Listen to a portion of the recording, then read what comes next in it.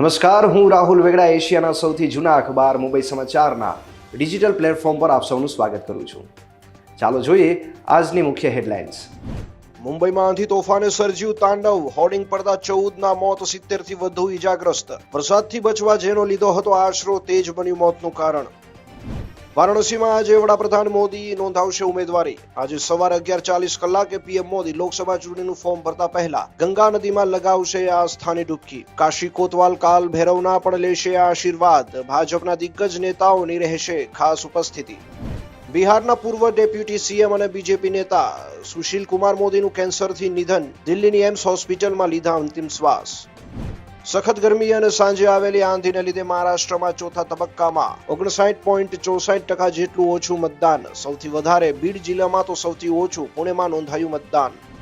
કોંગ્રેસ નેતા અને મહારાષ્ટ્રના ભૂતપૂર્વ મુખ્ય પ્રધાનનો દાવો, કહ્યું કે ભાજપ આ વખતે બહુમતી આંકડો પણ નહીં કરી શકે પાર.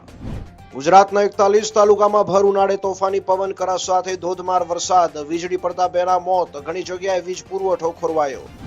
આજે 10 વાગ્યા સુધીમાં રાજ્યભરમાં વરસાદની આગાહી. 29 જિલ્લામાં ગાજવીજ સાથે વરસી શકે છે વરસાદ.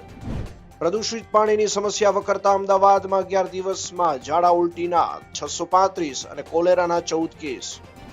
ચારધામ યાત્રામાં ઉત્તરાખંડમાં અનેક રાજકોટવાસીઓ ફસાયા. હજારો લોકો ટ્રાફિક જામમાં અટવાયા. ઉત્તરકાશીથી ગંગોત્રી જવા યાત્રિકોને પડી રહી છે ભારે હાલાકી. દુકાનદારો બમણા રૂપિયા વસૂલતા હોવાનો યાત્રીઓનો આક્ષેપ. અમદાવાદની મેચ વરસાદના કારણે પડતી મુકાઈ. ગુજરાત ટાઇટન્સ પ્લેઓફમાંથી બહાર.